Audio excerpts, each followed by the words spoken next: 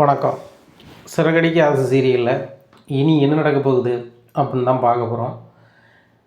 அந்த வீடை நம்ம மனோஜ் தலையில் எப்படியாவது கட்டிட்டு அட்வான்ஸ் தொகை இன்னும் ஒரு 25 லட்ச ரூபாயை வாங்கிட்டு சம்முன்னு கிளம்பிடணும். கிளம்பிட்டு அடுத்தாப்புல போகிற இடத்துலையும் இதே மாதிரி ஆட்டையை போடக்கூடிய வேலையை பார்க்கணும். மனோஜ் மாதிரி ஆள் சிக்கினா போதும், அவனை புகழ்ந்தாலே ரொம்பவே ஒரு மாதிரி யாரான் அதை வச்சு தான் நம்ம இது பண்ணணும் அப்படின்னு சொல்லிட்டு கால் பண்ணுறாரு. பிஸ்னஸ்மேன் வணக்கம் அப்படிங்கிறாங்க. சொல்லுங்கள் சார் அப்படிங்கிறாங்க. என்ன பணம் ரெடி பண்ணிட்டீங்களா அப்படிங்கிறாங்க. சார் ரெடி பண்ணிட்டேன் சார். சார் ரைட்டு, நீங்கள் எப்போ வரீங்க அப்படிங்கிறாங்க. சார் நீங்கள் எப்போ வரேன்னு சொல்லுங்கள், அப்போ வரேன் அப்படிங்கிறாங்க. உடனே கிளம்பிவாங்க மனோஜ், நாங்கள் வந்துட்டு வெளில கிளம்புறோம், எங்களுக்கு ஃபாரின் போகிறதுக்கு நேரம் ஆயிடுச்சு அப்படி இப்படின்னு சொல்லிட்டு சீனாக போடுறாங்க. சரி சார் சரி சார் அப்படின்னு சொல்லிட்டோமா, இந்த வீடை வாங்கலான் இருக்கோம்மா அப்படிங்கிறாங்க. ஆமாம் அதை தான் சொன்னலடா அப்படிங்கிறாங்க. ஆமாம்மா, அந்த வீட்டில் நம்ம அப்படியே குடியேற வேண்டியதான், நம்ம வீட்டிலேருந்து எல்லோரும் பிறப்பிட்டாங்க, போயிடலாம், பொருள் வேணால் இங்கே இருக்கட்டும், 2 நாள் அப்படியே தங்கிட்டு அப்புறம் பொருள் எடுத்துக்கலாமா அப்படிங்கிறாங்க. அப்படியே சொல்கிறேன் அப்படி இப்படிங்கிறாங்க. டேய் எல்லோரும் கிளம்புங்க அப்படி இப்படிங்கிறாங்க. எல்லோரும் கிளம்புறாங்க. அப்போ முத்துக்கு ஒரு ஆஃபர் வருது, மீனா நீ உங்களோட போ, என்ன நான் வந்துட்டு ஆஃபர் போயிட்டு வரேன், எந்த இடம்னு சொல்லி மட்டும் சொல்லி நான் வந்துடுறேன் அப்படிங்கிறாங்க. சரிங்க அப்படிங்கிறாங்க. இங்கேருந்து அங்கே போகிறாங்க, வீடை பார்க்குறாங்க. அண்ணாமலைக்கு பயங்கர ஷாக்கு இருக்குடே, மனோஜ் இந்த வீடாக வாங்க போகிற, பெரிய வீடாக இருக்குடா, இந்த வீடு 5 கோடி ரூபான்னா அதோட கூட தான் இருக்கும், இந்த வீடு எப்படிடா 3 கோடி ரூபாய் தருவாங்க அப்படிங்கிறாங்க. எப்பா என்ன மாதிரி பெரிய பிஸ்னஸ் மேனுக்கு தரணும்னு ஆசைப்பட்டுருக்காங்க, அதான் வந்துட்டாங்க அப்படி அப்படிங்கிறாங்க. அங்கிள் இந்த மாதிரிலாம் கிடைக்காது, அவங்க தான் ஓனர் அப்படிங்கிறாங்க. வணக்கம் அப்படிங்கிறாங்க. அண்ணாமலைக்கு இது கொஞ்சம் டவுட்டாகவே இருக்குது. ஸ்ருதியும் ரவிட்ட சொல்கிறாங்க, ரவி இந்த வீடு கிட்டத்தட்ட 6 கோடி ரூபாய்க்கு மேலே தான் இருக்கும், குறையாது, ஆனால் 3 கோடி ரூபாய்க்கு எப்படி கொடுக்குறாங்க அப்படிங்கிறாங்க. தெரியல ஸ்ருதி, நம்மளுக்கிட்ட தெரியும் அப்படிங்கிறாங்க. இவ்வளவு கம்மியாக யார் கொடுப்பா சொல்ல, நினச்சிப்பார். இவங்க கொடுக்குற ரேட்டுக்கு வந்து யார்கிட்ட கொடுத்தாலும் வாங்கிப்பாங்க, அப்புறம் மனோஜ் ரோகிணிக்கு மட்டும் ஏன் கொடுக்கணும், அது போக 6 மாதத்துக்கு எதுக்கு அவங்க வெயிட் பண்ண போகிறாங்க மீதி பணம் வாங்குறதுக்கு அப்படிங்கிறாங்க. தெரியல விடு, நம்ம எதுவும் கேட்க முடியுமா, நம்ம கேட்டால் பொறாமையில் எதுவும் கேட்கவும் பேசதாம்பாங்க, அது எதுக்கு, முத்துவும் மீனா அண்ணின்னு சொன்ன மாதிரி நம்ம பாட்டில் அமைதியாக 2 நாளைக்கு இருப்போம், பார்த்துக்கிடுவோம் அப்படிங்கிறாங்க. ஏங்க நம்ம இங்கே இருந்தோம்னா வேலைக்கு எப்படிங்க போகிறது அப்படிங்கிறாங்க. இங்கே பாரு ஸ்ருதி, முத்து என்கிட்ட சொல்லியிருக்கான், அண்ணின்னு சொல்லியிருக்கு, 2 நாளைக்கு நம்ம அவங்க மன திருப்திக்கு இருப்போம், அதுக்கப்புறம் நம்ம வீட்டுக்கே போயிடலாம், அவங்க மன திருப்திக்கு இங்கே வேணால் இருந்துட்டு போட்டோம், யார் மனோஜ் வந்து பெரிய ஆள் ஆகணும்னு ஆசைப்படுவான், இருக்கட்டும், அம்மாவுக்கும் பெரிய வீட்டில் இருக்குன்னு நினச்சா இங்கே இருந்துட்டு போகிறாங்க, நம்ம வேலைக்கு 2 பேர் வேலைக்கும் சரி தான், முத்து வேலைக்காக இருந்தாலும் சரி தான், மீனா அன்னைக்கு வேலையாக இருந்தாலும் சரி தான், எல்லாத்துக்குமே அங்கே இருந்தால் தான் நம்மளுக்கு தோதுப்படும், இது தோதுப்படாது, 2 நாள் சமாளிச்சுக்கோ அப்படிங்கிறாங்க. சரிங்க ரவி அப்படிங்கிறாங்க. இப்படி பேசிகிட்டு இருக்கும்போது மனோஜ் அக்ரிமெண்ட் ரெடி பண்ணிட்டேன் பாருங்கள் அப்படிங்கிறாங்க. பார்க்குறாங்க, மீதி பணத்தை கொடுக்குறாங்க, அவங்க பேக்கில் எடுத்து வச்சுக்கிறாங்க. எடுத்து வச்சுட்டு நாங்கள் கிளம்புறோம், இனிமேல் வீடு உங்கள் வீடு அப்படின்னு சொல்லி சாவியை கொடுத்துட்டு, அப்பா இவனை மாதிரி ஒருத்தன் அங்கே சிக்கனம்னா சூப்பராக இருக்கும் அப்படின்னு சொல்லிட்டு கிளம்புறாங்க வெளில. அப்போ முத்து கரெக்டாக அந்த மீனா சொன்ன லொக்கேஷனுக்கு வீட்டுக்குள்ளே வராங்க. அந்த காரு கிராஸ் பண்ணி போகுது. ஏன் காரு வருதுன்னு தெரிஞ்சு எப்படி போகிறீங்க அப்படிங்கிறாங்க. சாரி சாரி சாரி சாரி அப்படின்னு சொல்லிட்டு கார் எடுத்து போயிடுறாங்க. அப்போ இது யாருடா அப்படிங்கிறாங்க. இவர் தான்டா ஓனரு அப்படிங்கிறாங்க. ஓனரா அப்படின்னு சொல்லிட்டு முத்து முடிக்கிறாரு. ஓனருங்கிற உங்கள்கிட்ட முத்த ஓனருங்கிற வாடகை காரில் போகிறாரு அப்படிங்கிறாங்க. டேய் உனக்கு என்னடா அப்படின்னு சொல்கிறாங்க. இல்லை ஏதோ டவுட்டாக இருக்குது அப்படிங்கிறாங்க. அதானே நான் வீடு வாங்கினா உனக்கு வந்து எல்லாம் தோணும், பாருங்கம்மா என்னெல்லாம் பேசுகிறேன்னு சொல்லிட்டு அப்படிங்கிறாங்க. என்னாச்சிங்க நினைக்காங்க, போயிட்டு வாங்க அப்படிங்கிறாங்க.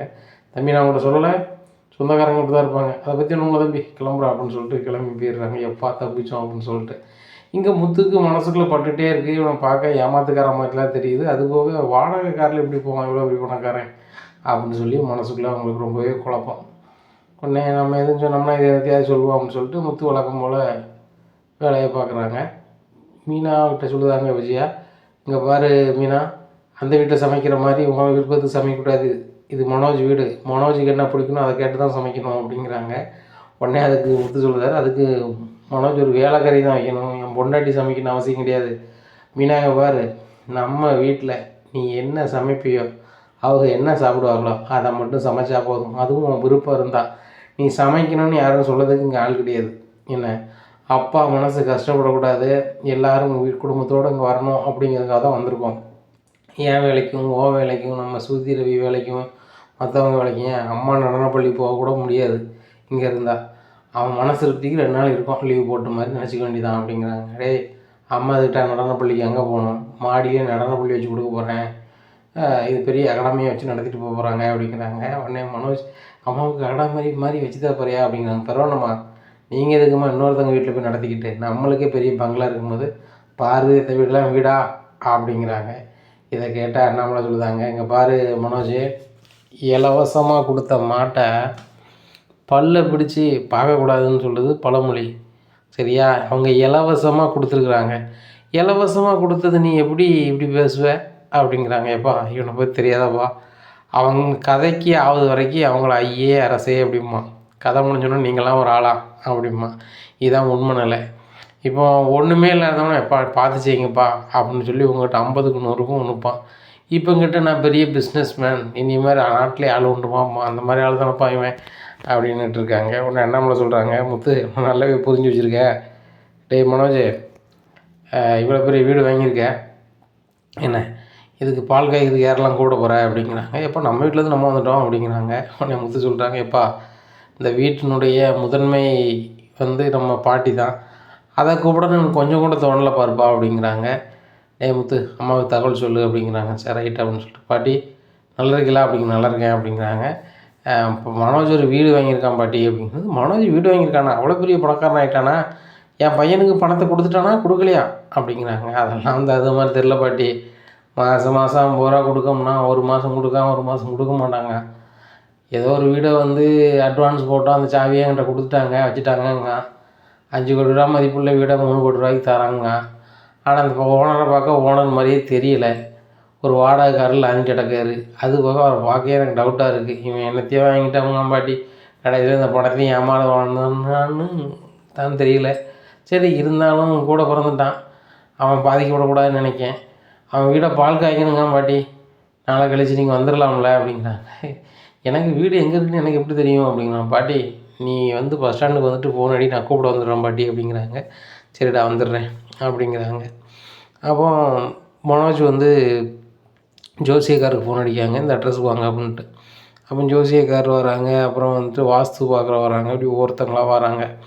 அப்போ வாஸ்து பார்க்குறவர் சொல்கிறாரு, உங்களுக்கு வீட்டுக்கு ஒரு பேர் மாற்றணும் நீங்கள், அப்படின்னா தான் உங்கள் ராசிக்கு நல்லாயிருக்கும் அப்படி இப்படிங்கிறாங்க. என்ன பேர் வைக்கலாம் அப்படிங்கும்போது, ரோஹிணியோட எழுத்து, விஜயாவோட எழுத்து, மனோஜோட எழுத்து எல்லாத்தையும் சேர்த்து ஒரு பேராக இது வைக்கிறாங்க.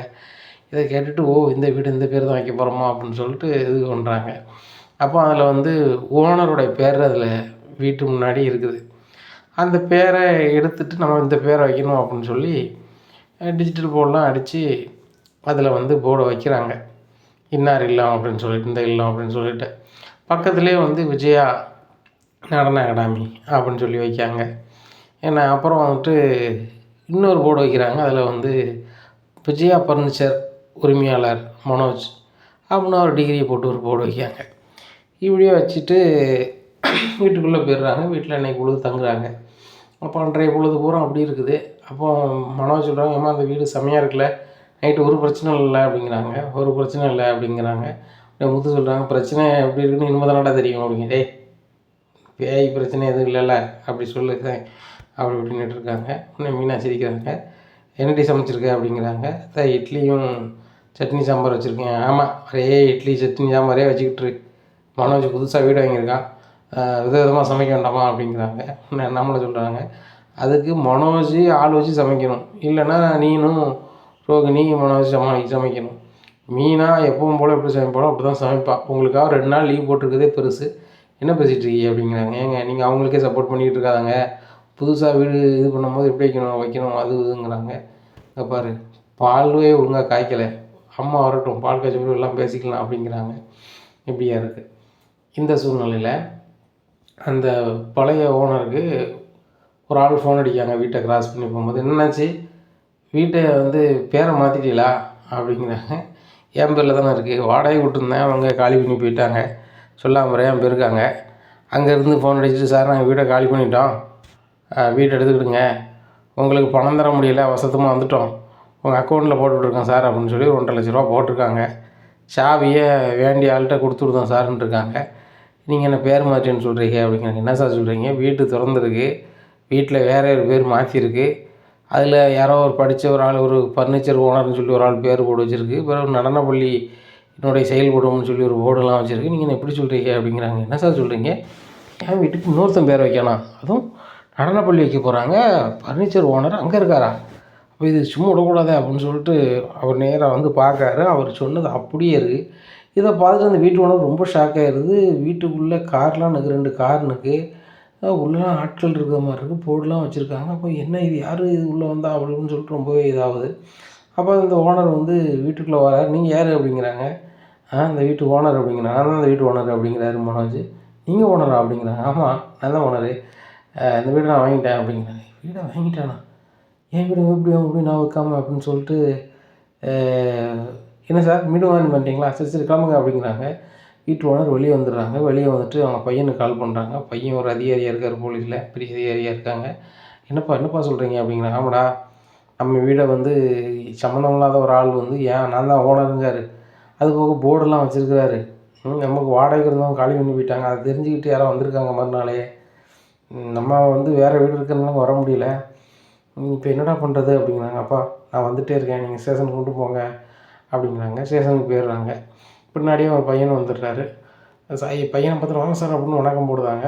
சார் பெரிய அதிகாரி நீங்கள் வந்திருக்கீங்க அப்படிங்கிறாங்க. நான் ஒரு பெரிய அதிகாரி தான், எங்களுக்கு சொந்தமான வீடு இந்த இடத்துல ஒரு பங்களா இருக்குன்னு உங்களுக்கு தெரியுமில்ல அப்படிங்கிறாங்க. ஆமாம் சார், நீங்கள் பணக்கார வீட்டு பையன், உங்களுக்கு 2-3 பங்களா இருக்குது அப்படிங்கிறாங்க.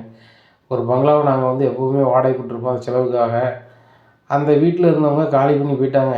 இதை தெரிஞ்சுக்கிட்டு ஒரு குடும்பம் வந்து ஏன் வீடு அப்படின்னு சொல்லி அவங்க வந்து போர்டெல்லாம் வச்சுக்கிட்டு உட்காந்துருக்காங்க. வீட்டை ஆட்டை போடணுங்க நினப்பில் இருக்காங்க போல். அவங்கள சும்மா விடக்கூடாது நீங்கள் அப்படிங்கிறாங்க. சார் நீங்கள் பெட்டிஷன் கொடுத்த பிறகு அதுவும் உங்கள் அப்பாவும் நீங்களும் வந்திருக்கீங்க, எப்படி சார் விடுவோம் அப்படின்னு சொல்லிட்டு இங்கேருந்து ஒரு ஜீப் நிறைக்கு போலீஸ் போகிறாங்க. போனோடனே மனோஜ் போலீஸ் வந்திருக்கு அப்படிங்கிறாங்க. ரோகிணி நம்ம இவ்வளோ பெரிய பங்களா வாங்கியிருக்கோம்ல, வீட்டு பாதுகாப்புக்கு வந்திருப்பாங்க அப்படிங்கிறாங்க. முத்து அங்கேருந்து பார்க்குற, டே வந்தவங்க பாதுகாப்பு வந்த மாதிரி இல்லையா அப்படிங்கிறாங்க. ரொம்ப பரபரன்னு வராங்க. அப்போ மனோஜ் சொல்கிறாரு, வீட்டு பாதுகாப்பு வந்தீங்கன்னா வீட்டு வெளியே 4 போலீஸு, வீட்டுக்குள்ளே 2 போலீஸ் வந்து சேரை போட்டு உட்கார சொல்லுங்கள் அப்படிங்கிறாங்க. என்னது சேரை போட்டு உட்காரணுமா? முதல்ல நீ வெளியே வையா அப்படிங்கிறாங்க. சார் மரியாதை குறையுது, நான் அந்த வீட்டு பங்களாவுடைய ஓனர் அப்படிங்கிறாங்க. நீ ஓனரா?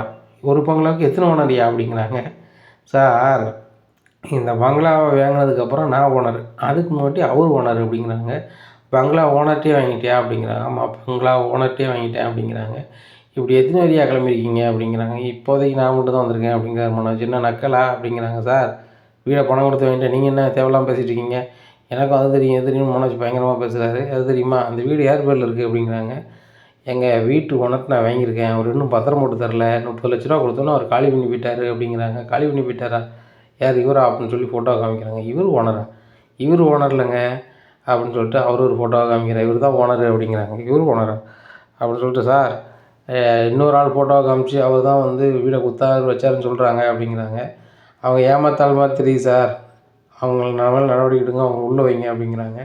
வாங்க நம்மளை ஸ்டேஷனில் பேசிவிடுவோம் அப்படிங்கிறாங்க. நான் எதுக்கு வீட்டு ஸ்டேஷனுக்கு வரணும் அப்படிங்கிறாங்க. விஜயா சொல்கிறாங்க, என் பையன் காசு கொடுத்து வாங்கியிருக்கா, நீங்கள் எதுக்கு ஸ்டேஷனுக்கு கூப்பிடுதீங்க? இந்த வீட்டை யாரோ வாங்கணும்னு நினச்சிருக்காங்க, அவங்க பணம் கொடுத்தாங்கன்னு இப்படி செஞ்சுட்டு இருக்கலாம் அப்படிங்கிறாங்க. ஏம்மா இந்த வீட்டு ஓனரே வேற ஆள், யாரோ ஏமாற்றி உங்கள்கிட்ட விற்ற மாதிரி தெரியுது. இல்லை அவங்கெல்லாம் நீங்கள்லாம் சேர்ந்துக்கிட்டு ஆட்டையை போடுவீங்களான்னு தெரியல, எதனாலும் ஸ்டேஷனுக்கு வாங்க பேசிக்கிடுவோம் அப்படின்னு சொல்லி ஸ்டேஷன் கூட்டி போயிடுறாங்க. அப்போ முத்து மீனாட்ட சொல்கிறாங்க, மீனா நான் சொல்லலை, அவனை பார்க்கவே ஓனர் மாதிரி தெரியல, ஏமாத்துக்கிற மாதிரி தெரியுது, அவன்கிட்ட போய் 30 லட்ச ரூபா கொடுத்துருக்கானே அப்படிங்கிறாங்க. ஏங்க நீங்கள் சும்மா இருங்க, என்ன தான் நடக்குதுன்னு பார்ப்போம் அப்படிங்கிறாங்க. ஸ்டேஷனில் நல்லா பேசுகிறாங்க. இவர் தான் வந்து அந்த வீட்டு ஓனர் அப்படிங்கிறாங்க. சார் இவர்கிட்ட நான் வீடு வாங்கலை அப்படிங்கிறாங்க. அதுதான் அவர் சொல்கிறாரு, வீடு நீ வெளில போ அப்படிங்க. நான் எங்க சார் வெளில போகணும், நான் 30 லட்ச ரூபா கொடுத்துருக்கேன், அந்த வீட்டில் தான் இருப்பேன் அப்படிங்கிறாங்க. வீட்டில் தான் இருக்கவியா? அப்போ நீ உள்ளே தான் இருப்ப, டாக்குமெண்ட்லேருந்து எல்லாம் இவர்கிட்ட இருக்கு பாரு அப்படிங்கிறாங்க. சார் அவர் ஒரு டாக்குமெண்ட் காமிச்சார் அப்படிங்கிறாங்க. யார்? என்ன ஃபோட்டோ காமிக்காங்க. உடனே போலீஸ்ட்டு அவர் சொல்கிறாரு, சார் இவங்க வந்து என் வீட்டில் வாடகைக்கு இருந்தவங்க, அவங்க வெளியூர்லேருந்து வந்திருக்கோம், இங்கே வந்து நிறைய ஆராய்ச்சி பண்ண வேண்டியிருக்கு அப்படி இப்படின்னு வந்தாங்க. கடைசியில் பார்த்தா நாங்கள் ஒரு வருஷம் இருப்போம், நாங்கள் 2 மாதத்தில் காலி பண்ணி போயிட்டாங்க. அங்கே போய் தான் வாடகை போட்டுட்ருக்காங்க என் அக்கௌண்ட்டில் அப்படி இப்படிங்கிறாங்க. சார் இவங்கள்ட்ட தான் சார் நான் வீடு ஓடணும்னு கொடுத்துட்டேன் வச்சுட்டேன், எனக்கு வந்து அவங்ககிட்ட பணம் வாங்கித்தாங்க அப்படிங்கிறாங்க. அதெல்லாம் இருக்கட்டும், இவங்க வீட்டில் நீங்கள் இப்படி யாரை கேட்டு குடியிருப்பீங்க அப்படி இப்படிங்கிறாங்க. உடனே அந்த வீட்டு ஓனர் சொல்கிறாரு, சார் இங்கே பாருங்கள், அவங்க யாருன்னே தெரியாது, 500 கூட வாங்காமல் தான் வாடகை விட்டேன். இப்போ வந்து நீங்கள் அவன்கிட்ட தான் ஏமாந்துருக்கீங்க, நீங்கள் அவரை என்ன செய்யணும் செய்யுங்க, முதல்ல வீட்டிலேருந்து எல்லா பொருளும் எடுங்க அப்படிங்கிறாங்க. நான் பொருள் ஒன்றும் கொண்டு வரல சார், அங்கே தான் வந்தோம் அப்படிங்கிறாங்க. சரி மனோஜ் இந்த வீட்டு சேவையிட்ட கொடுங்க அப்படிங்கிறாங்க. சார் நான் வீட்டு சேவையை கொடுக்க மாட்டேன், 30 லட்ச ரூபா கொடுத்துருக்கேன் அப்படிங்கிறாங்க. இவர்கிட்டே கொடுத்தீங்க அப்படிங்கிறாங்க. இவர்கிட்ட கொடுக்கல, அந்த வீட்டில் இருந்ததாக சொல்லுவாங்களோ அவங்கள்ட்ட தான் கொடுத்தேன் அப்படிங்கிறாங்க. அவங்கள்ட்ட வாங்கிக்காங்க, சாவி கொடுக்கணும் கொடுங்க, சாவி கொடுக்கல அப்படின்னா நீங்கள் உள்ளே இருக்க வேண்டியிருக்கும் அப்படிங்கிறாங்க. ஆனால் சாவியை கொடுத்துருங்க அப்படிங்கிறாங்க பண்ணி. இங்கே விஜயாவுக்கு ரொம்ப ஏமாற்றமாக இருக்குது. இவ்வளோ பெரிய பங்களாவில் நான் நடனப்பள்ளி அகடாமல் வச்சுருவேன், அப்படி ஐயிருவேன் இப்படி ஆயிடுவேன்னு நினச்சேன், போர்டு கூட வச்சேன்னு அப்படி ஆயிடுச்சே அப்படி இப்படின்ட்டு இருக்காங்க. உடனே அண்ணாமலை பார்க்குறாரு விஜயாவை. உடனே எல்லாருமே ஸ்டேஷனுக்குள்ளேருந்து இருக்காங்க. விஜயா, வீட்டில் எல்லாருமே நாங்கள் சொன்னோம், இவ்வளோ கம்மியான அமௌண்ட்டுக்கு வந்து யாரும் இந்த இவ்வளோ பெரிய பங்களாவை கொடுக்க மாட்டாங்க, ரொம்ப விசாரிச்சு பண்ணுன்னு சொல்லும் போது ஆர்வக்குள்ளால் எல்லாமே பண்ணிட்டான் அப்படிங்கிறாங்க. ஏப்பா நான் சொல்லப்பா, அவனை பார்க்க வீட்டு ஓனர் மாதிரியே தெரில, ஏமாத்தும் பேர் வழி மாதிரி இருக்குது. அந்த ஏமாத்து பேர் வழிட்டு பணத்தை கொடுத்து ஏமாந்துட்டுருக்கான் பாருங்கள். பெற்ற தாப்பன்ட்ட 27 லட்ச ரூபா எடுத்து ஓடலாம். பெற்ற தாப்பன்ட்ட 27 லட்ச ரூபா பணத்தை அப்பாட்ட பணத்தை கொடுக்கணும்னு கொடுக்க மாட்டான். எங்கேயோ ஒருத்தங்கிட்ட ஏமாந்துக்கிட்டு நிற்கான். இவங்க என்னத்த சொல்ல, டேய் முத்து அது பண்ணி அவன்ட்டு வாங்கலாமாடா அப்படிங்கிறாங்க. நான் என்ன பண்ண முடியும், நான் பெரிய அதிகாரியா, நான் போய் வாங்கிட முடியுமா? எனக்கு அப்போவுமே டவுட்டாக பட்டுச்சு, அதனால தான் சொன்னேன் அப்படி இப்படிங்கிறாங்க. இப்போ என்னப்பா செய்ய அப்படின்னு சொல்லி அழுதாரு. இதை இப்போ சொல்லு, முதல்ல விசாரிச்சிடாத, என்கிட்டயோ இந்த வீட்லேயே யார்ட்டையும் சொல்லலை, 500 ரூபாய்க்கு எல்லாம் முடிவும் பண்ணிவிட்டு பேருக்கு சொன்னீங்க, அவ்வளோதான். சரி வாங்க வீட்டில் போய் பேசிக்கலாம்னு சொல்லிட்டு எல்லோரும் வீட்டுக்கு போகிறாங்க. அங்கேருந்து பாட்டி கால் பண்ணுறாங்க. என்னடா நாளைக்கு பால் காப்பினா என்னெல்லாம் வாங்கணும் அப்படிங்கிறாங்க. பாட்டி இதான் நடந்துச்சு அப்படிங்கிறாங்க. என்னடா சொல்கிறேன் அப்படின்னு சொல்லிட்டு நான் வாரேன் வீட்டுக்கு அப்படின்னு சொல்லி கிளம்பி வீட்டுக்கு வராங்க. பாட்டி அவசர அவசரம் பண்ணுறாங்க. என்னடா நம்மள என்னாச்சு அப்படிங்கிற. ஏமா இவங்ககிட்ட 30 லட்ச ரூபா கொடுத்துட்டு முடிச்சுட்டு இருக்காமா, இவன் ஃப்ரெண்டு சொன்னானா 5 கோடி ரூபாய் விட 3 கோடி ரூபாய்க்கு தராங்கன்னு சொன்னோன்னா இவன் வந்து டவார்னு 60 கோடி ரூபா அட்வான்ஸை போட்டுட்டான். அவங்க வீட்டு ஓனரே கிடையாது ஆக்சுவலாக, அவங்க அந்த வீட்டில் வாடகை தான் இருந்திருக்காங்க. வீட்டு ஓனர்கிட்ட வேற ஒரு ஐடி உறுப்பு கொடுத்து வேறு அட்ரஸில் காமிச்சிருக்காங்க. விசாரிக்கும் போது அப்படி ஒரு அட்ரஸில் ஆளே இல்லையா. அவங்களே ஏமாற்றி தான் அவங்க வீட்டில் வாடகை எடுத்துருக்காங்க. என்ன கதைக்கு எதுக்கான்னு தெரியல. இவன் ஆட்டையை போட்டு போயிட்டாங்க. இப்போ அவன் திருன்னு முடிச்சுட்டு இருக்கான். சப் டீலர்னு சொல்லி இவன் தொழில் பண்ண முடியாமல் அதுக்குள்ளே சப் டீலர்கிட்ட பணம் வாங்கியிருக்கான். அந்த பணத்தை மாற்றி விட்ருக்கான். இப்போ அவங்க கேட்டால் என்ன செய்வாங்கன்னு அதுவும் தெரியல அப்படின்ட்டு இருக்கும்போது அவர் சந்தோஷ் சார் கால் பண்ணுறாரு மனோஜுக்கு. என்ன சந்தோஷமா, என்ன மனோஜ் நல்லா இருக்கீங்களா அப்படிங்கிறாங்க. நல்லா இருக்கேன் அப்படிங்கிறாங்க. ஏன் இப்படி அடுத்தவங்க வீட்டை ஆடை போட நினைக்கிறீங்க, ஒரு தொழில் பண்ணுறவங்க நேர்மையாக இருக்க மாட்டீங்களா அப்படிங்கிறாங்க. சார் யார் சார் சொன்னது அப்படிங்கிறாங்க. யார் சார் சொன்னீங்களா, சேசலமேன்றது வந்து லோக்கல் செய்தியில் வருது, நீங்கள் வந்துட்டு இன்னொருத்தவங்க வீட்டை ஆட்டையை போடுற அளவுக்கு போயிருக்கீங்க, அப்போ தொழிலில் உங்கள்கிட்ட ஞானம் இல்லையா, நான் உங்கள்கிட்ட வந்து வருமானம் இல்லை பணம் இல்லைன்னா கூட ஞானயமாக இருப்பீங்க, உங்கள் தம்பி மாதிரி உங்கள்கிட்ட கொஞ்சம் நேர்மை இருக்கும்னு சொல்லி தான் உங்களுக்கு டீலராக இது பண்ணேன். இப்போ வந்து சரி வராது மனோஜ், நீங்கள் வேறு என்ன இது பண்ணுவீங்களோ பண்ணிக்கோங்க, உங்களை நாங்கள் இந்த நிமிஷத்தில் வந்து டீலர்ஷிப்பு கேன்சல் பண்ணுறோம் அப்படிங்க. சார் சார் அப்படிலாம் பண்ணுறாங்க சார், நல்லா இருப்பீங்க அப்படி பண்ணிடாதாங்க அப்படிங்களா. இல்லை மனோஜ், உங்கள்கிட்ட கேள்வி கேட்குற மாதிரி இல்லை, உங்கள்கிட்ட பதில் சொல்லணுங்கிறது தான் சொன்னேன், மற்றபடி நாங்கள் வந்து கெட்ட பேர் ஏற்ற ஆளுக்கு வந்து நாங்கள் டீலர்ஷிப் கொடுக்க நாங்கள் ஒன்றும் அப்படி ஒன்றும் மட்டமாக பேர் இல்லை அப்படின்னு சொல்லிட்டு ஃபோனை வச்சுருந்தாங்க. இவர் ஃபோனை வச்ச கொஞ்ச நேரத்துலேயே அவர் வேறு ஒரு டீலரை அறிவிச்சிடுறாங்க. அறிவித்தோன்னா அது அறிவிப்பாக வந்து எல்லோரும் பார்த்துடுறாங்க. இவர்கிட்ட சப் டீலராக ஆகும்போது டெபாசிட் கொடுத்துருப்பாங்களோ அவங்க பூரா மனோஜ் கால் பண்ணுறாங்க. மனோஜ் கால் பண்ணி ஹலோன்னு பேசுகிறேன். சார் உங்களை வந்து டீலர்லேருந்து எடுத்துட்டாங்க, எங்ககிட்ட வாங்கின பணத்தை வந்து கம்பெனி கட்டிங்களா கட்டலையா அப்படிங்கிறாங்க. அது வந்து சார் அப்படிங்க பாருங்கள், அது வந்து இது வந்துலாம் சொல்லாதீங்க, நீங்கள் கட்டலையா வேறு டீலர்கிட்ட கொண்டு கொடுக்க போகிறாங்க, பைசா எங்களுக்கு வேணும் அப்படிங்கிறாங்க. மனோஜுக்கு என்ன பண்ணனே தெரியல. ஏன்னா அதுலேருந்து தான் 20 லட்ச ரூபா எடுத்துக்கொண்டு அவர்கிட்ட கொடுத்துருக்காரு. 10 லட்ச ரூபா ஏற்கனவே சந்தோஷ் சார் கொடுத்தது. இப்போ என்ன செய்யனே தெரியாமல் இதுன்னு முழிக்காங்க. அப்போது வீட்டில் உட்காந்துருக்காங்க. அப்போ அண்ணாமலை கேட்காங்க, எப்பா எனக்கு என்ன செய்யனே தெரில, ஒரு 20 லட்ச ரூபா தேவைப்படுதுப்பா அப்படிங்கிறாங்க. எப்போ அங்கே பாரு லட்சக்கணக்கில் அவன்கிட்ட தந்தாச்சு, அதை நீ திருப்பி தருது மாதிரி இல்லை, இப்போவும் ஏமாந்து நிற்க, நான் என்ன பண்ண முடியும் அப்படிங்கிறாங்க. ஏம்மா நீ தாம்மா ஏதாவது பண்ணணும், நான் ஒரு 20 லட்ச ரூபா கொடுத்தா தான் நான் கடையை நடத்த முடியும் அப்படிங்கிறாங்க. நான் எங்கடா போவேன் 20 லட்சத்துக்கு அப்படிங்கிறாங்க. ஏம்மா நீ வீடு இருக்கலாமா அப்படிங்கிறாங்க. உடனே அண்ணாமலை ஜெயிச்சுட்டு ஏன்னா போகிறாரு. என்னம்மா அப்பா ஜெயிச்சுட்டு போகிறாங்க, நீ ஒன்றுமே சொல்ல மாட்டேற அப்படிங்கிறாங்க. அதுவும் அடவுல தானடா இருக்குது, முத்து இன்னும் திருப்பலையே அப்படின்னு சொல்லிட்டு சொல்கிறாங்க. என்னம்மா முத்து திருப்பலையா, முத்துக்கு அம்மா வச்சு கொடுத்தாங்க அப்படிங்கிறாங்க. டேய் உங்கள் அப்பா தானே வச்சு கொடுத்தாரு, 5 லட்ச ரூபா வண்டிக்கு வச்சு கொடுத்தாருல, அப்புறம் திருப்பவே இல்லை அப்படிங்கம்மா. 5 லட்ச ரூபாய் தானே வச்சுருக்கான், அவன் பங்குக்கு 5 லட்ச ரூபா வைக்கும்போது நான் பெரியவன் எனக்கு வைக்கக்கூடாதா, எனக்கு 20 லட்ச ரூபா வச்சுதாங்கம்மா, 25 லட்ச ரூபாயை நான் கட்டி நான் மீட்டுருந்தேன் அப்படிங்கிறாங்க. டேய் மனோஜ், இதெல்லாம் நான் வந்து உங்கள் அப்பாட்ட சொல்லிகிட்டு இருக்க முடியாதா, நீ வேணா உங்கள் அப்பாட்ட வந்து பேசு அப்படிங்கிறாங்க. எப்பா ப்ளீஸ்ப்பா அந்த வீட்டு பத்திரத்தை வச்சு நான் பணம் வாங்கித்தாங்க அப்படிங்கிறாங்க. அண்ணாமலைக்கு நல்லாவே தெரியுது, முத்து பத்திரத்தை திருப்பி பாட்டி வீட்டில் கொண்டு கொடுத்துட்டான், நம்ம அதை சொல்லக்கூடாதுன்னு சொல்லிட்டு. இங்கே பாரு மனோஜ், ஏற்கனவே முத்து சங்கடப்படுதான், அவன் வந்து 5 லட்ச ரூபாயை பெரட்டியிருந்தான் அப்படின்னா அந்த பத்திரத்தை திருப்பி அவன்கிட்ட இல்லை. அதுபோக மாடியில் ரூம் கட்டுறதுக்கே அவங்க பணம் கஷ்டப்பட்டு சேர்த்துக்கிட்டு இருக்காங்க அப்படிங்கிறப்ப அவன் மாடியில் ரூம் கட்டு தான் கட்டாமல் போகிறான், எனக்கு 20 லட்ச ரூபா வேணும் அப்படிங்கிறாங்க. அதானே உன் சுயநலத்தில் தானே இருப்பேன், அதெல்லாம் வைக்கப்படாது. என்ன பத்திரம் வந்து அடவில் இருக்குது, அது கட்டணும், இன்னும் 5 லட்ச ரூபா கட்டணும் அப்படிங்கிற. இப்போ நான் 5 லட்ச ரூபா நான் எப்படியா ரெடி பண்ணி தந்துடுறேன்ப்பா அப்படிங்கிறேன். எப்படியா ரெடி பண்ணுவேன் அப்படிங்கிறாங்க. இல்லைப்பா ஒரு 5 வட்டி கூட வாங்கிடுறேன், 10 வட்டி கூட வாங்கிடுறேன், வாங்கிட்டு 5 லட்ச ரூபா தந்தோம்னா நீங்கள் 25 லட்ச ரூபாயா தந்துடுவீங்களப்பா அப்படிங்கிறாங்க. 25 லட்ச ரூபா ஆமாப்பா, 20 லட்ச ரூபா நான் கொடுக்கணும்ப்பா, நான் ஏன்னா 25 ரூபா நான் திருப்பிடுதேன்ப்பா அப்படிங்கிறாங்க. உன்னை என்னாமலை சொல்கிறாங்க, இங்கே பாரு மனோஜ், உன்னை நம்பி தான் அப்பா கெட்டு போனேன். இனிமேல் போட்டு உன்னை நம்பி இந்த வீட்டு பத்திரத்தை வச்சு அது மாதிரி இல்லை, இருக்கிறது இந்த வீடு தான். ஒரு வீடை ஒத்தி விட்டாச்சு, இருக்க வீடையும் விட்டுட்டு தெருவுனுக்கு நான் தயாராக இல்லை அப்படிங்கிறாங்கப்பா. எதாவது பண்ணுங்கப்பா, சப்டீலரெல்லாம் நினைக்கலாம் வீட்டுக்கு வந்துடுவாங்கப்பா பணம் கொடுக்கலண்ணா அப்படிங்கிறாங்க. அது எனக்கு தெரியாதுப்பா அப்படின்ட்டு நான் அவளை முடிச்சிடுறாரு. உடனே நேராக முத்து சொன்னால் தான் கேட்பான்னு சொல்லிட்டு, டே முத்து எங்கடா இருக்கே அப்படிங்கிறாங்க. ஸ்டாண்டில் இருக்கேன் அப்படிங்கிறாங்க. நான் ஸ்டாண்டுக்கு வரேன் அப்படின்னு சொல்லிட்டு காரை தூக்கிட்டு போகிறாங்க. என்ன விஷயம் ஸ்டாண்டுக்கு வந்திருக்கியா அப்படிங்கிறாங்க. இல்லைடா, நான் சப்டீலர் கட்ட வேண்டிய பணத்தை தான் வந்து அந்த பார்ட்டி கொடுத்தேன், அந்த வீடு வாங்கணும்னு சொல்லிட்டு ஆர்வக்குளாரில். இப்போ அந்த 20 லட்ச ரூபா பெரிய பிரச்சனையாக இருக்குது, வீட்டு பத்திரத்தை வச்சுதா அப்படிங்கிறாங்க. வீடு உங்கள் அம்மா பேரில் தான் இருக்குது, அம்மாட்ட கிட்ட தருவாங்களா அப்படிங்கிறாங்க. உன் பேர் நீ தான் ஒரு 5 லட்ச ரூபாய்க்கு இடம் வச்சுருக்கேன் அம்மா அப்பா சொன்னாங்க அப்படிங்கிறாங்க. ஓஹோ, அப்பா இப்படி சொல்லியிருக்காரா, நம்ம தான் வீட்டு பத்திரத்தை திருப்பிட்டு பாடிட்டு கொடுத்தோமே, அப்பா வந்து தெரியக்கூடாதுன்னு இப்படி சொல்லியிருக்காங்களா அப்படின்னு சொல்லிட்டு, அப்போ நான் என்னடா பண்ண முடியும் அப்படிங்கிறாங்க. சரிடா ஒன்றும் இல்லை, உனக்காக தான் 5 லட்ச ரூபா வச்சுருக்காங்க, நான் 5 லட்ச ரூபா ரெடி பண்ணி தரேன், என் அப்பாட்ட கொடுத்து எப்படியாவது எனக்கு 25 லட்ச ரூபா வச்சு தர சொல்ல அப்படிங்கிறாங்க. இதை நான் அப்பாட்ட சொல்லணுமா அப்படிங்கிறாங்க. ஆமாம், நீ அப்பாட்ட நெக்ஸ்ட்டாக சொல்லி வாங்கிதா அப்படிங்கிறாங்க. பாரு மனோஜ், நீங்களாம் திருப்பி விட மாட்டேன், நீ அகல கால் வச்சுக்கிட்டு இருக்க, சரி வராது, அதனால் வந்து நீ வேறு வகையில் ஏதாவது பணம் வட்ட முடியும் பண்ணப்பாரு அப்படிங்கிறாங்க. டே மனோஜ், வேறு வழியே இல்லை, நான் வந்து அந்த பர்னிச்சர் கடையை நடத்தணுன்னா இந்த 25 லட்ச ரூபா வந்தால் மட்டும்தான் நான் மீள முடியும், இல்லைன்னா நான் ரொம்ப சங்கடம் அப்படிங்கிறாங்க. அப்பாட்ட பேசி பார்க்கன்னு சொல்லிட்டு முத்து கால் பண்ணுறாங்க. அப்பா மனோஜ் இப்படி வந்து பேசுகிறாங்க அப்படிங்கிறாங்க. முத்து நீ சொன்ன மாதிரி தான், அவனுக்கு ஒரு காரியம் ஆகணுன்னா இப்போ அவன் ஸ்டாண்டில் வந்து நிற்கான், இல்லைன்னா நீலாம் ஒரு ஆளான்ட்டு அவன் பக்கத்துலேயே வரமாட்டான். இதுதான் உள்ளது. அவனை நம்பி நம்ம பத்திரத்தை வச்சு கொடுத்தா சரி வராது முத்து அப்படிங்கிறாங்க.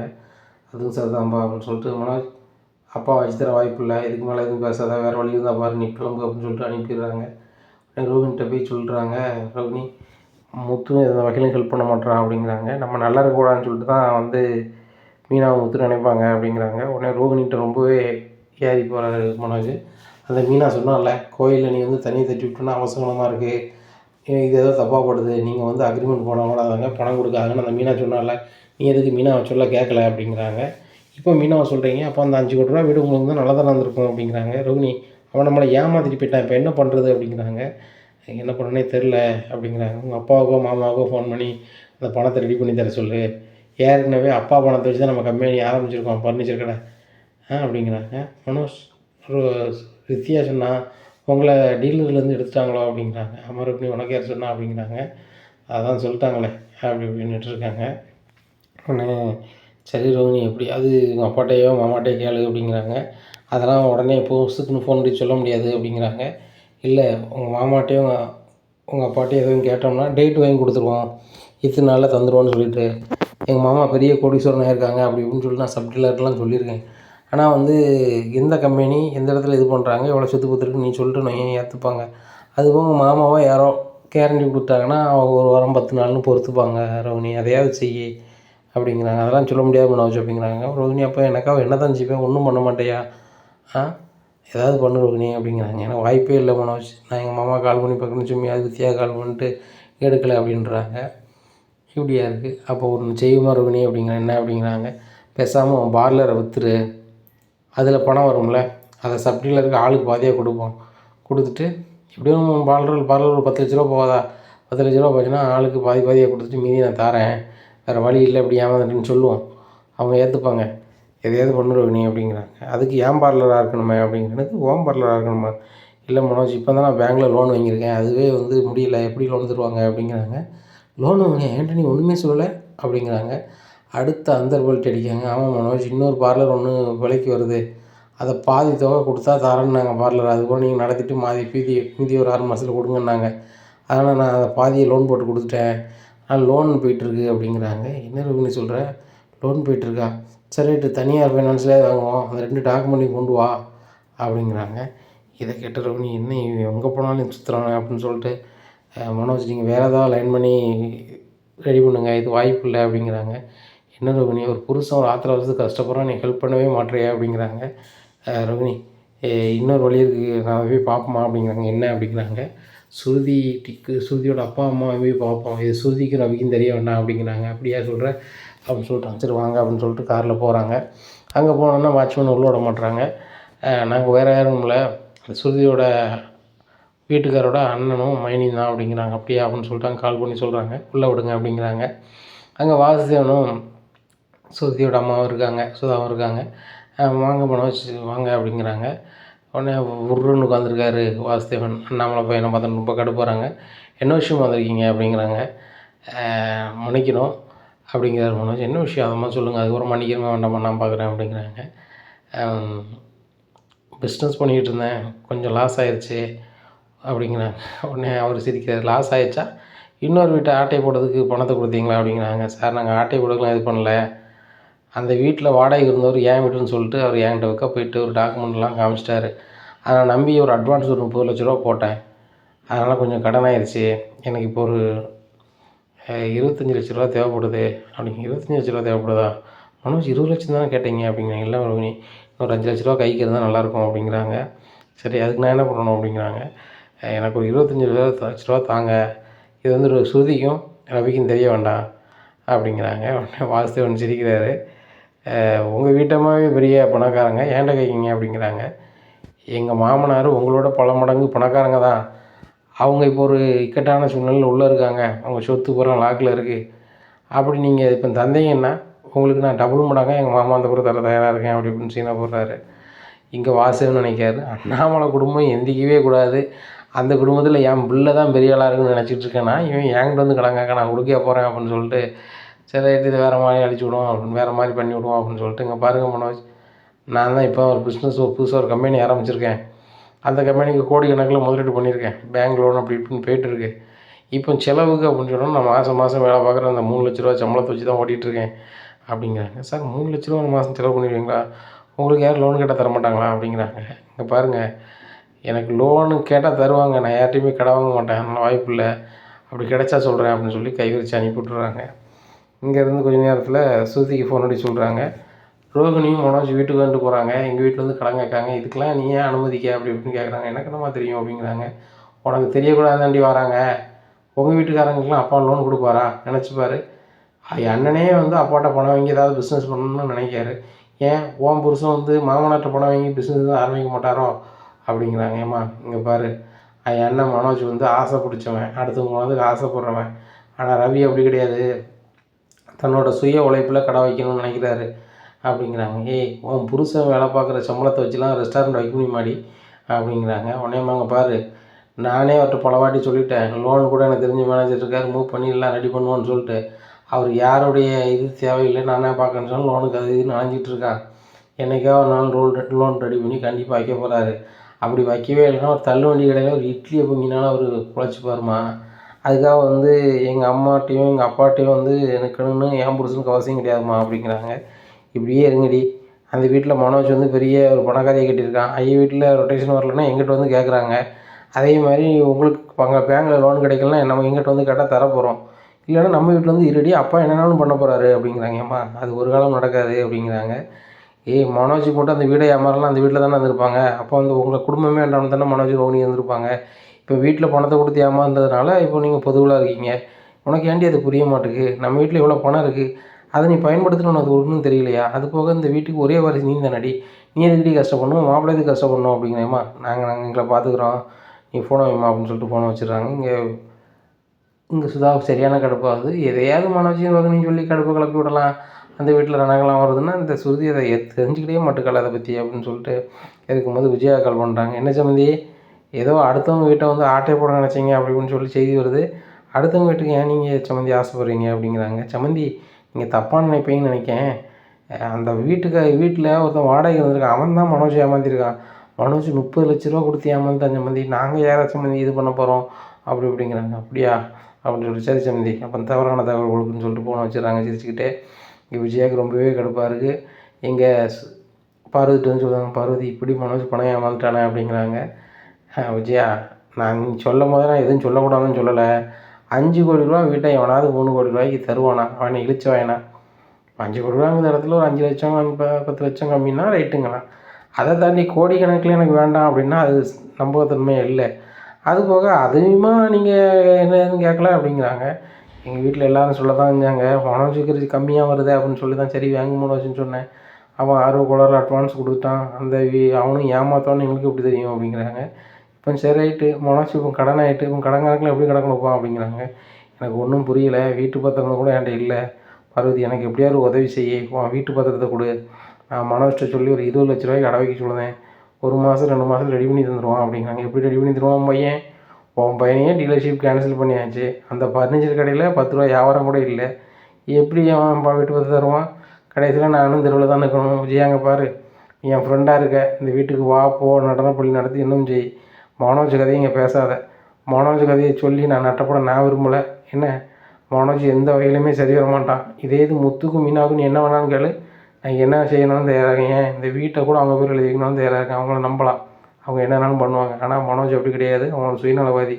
சரிதானா? அவனுக்கு அது போக தன்னம்பிக்கை கிடையாது, எதையும் ஜெயிச்சு வந்துடும்னு சொல்லிட்டு. அவன் தொழில் இருக்கிற இடத்துல உங்கள் வீட்டில் வேறு யாருக்காக இருந்தால் லெவலே வேறு. ஆனால் அவனுக்கு எப்படி தொழில் பண்ணணும்னு தெரியாது, ஆசைப்படுறதுக்கும் வைக்கிறதுக்கும் உன்னை மாதிரி தெரியும் அப்படிங்கிறாங்க. இதை கேட்ட வச்சியா, என்ன பரவதி இப்படி பேசுகிற, இன்னும் வீட்டு பக்கமே வர மாட்டேன் அப்படிங்கிறாங்க. ரொம்ப நல்லதாக போச்சு, உங்களை வீட்டு விட்டு கிளம்புமா, இருக்க வீட்டையே நீங்கள் ஆட்டை போட நினைக்க, நீனும் பையனை சரி வராது, வெளில போ அப்படிங்கிறாங்க. விஜயா ரொம்பவே கடுப்பில் இங்கே பார்வதி வீட்டிலேருந்து வெளில வராங்க. இனி என்ன நடக்கும் இந்த பார்வதிக்கும் விஜயாவுக்குள்ளே, மனதோட நிலை என்னவாகும் அப்படிங்கிறத பொறுத்து வந்து பார்க்கலாம். நம்ம சேனல் நீங்கள் மறக்காமல் லைக் அண்ட் சப்ஸ்கிரைப் பண்ணுங்கள். நன்றி, வணக்கம்.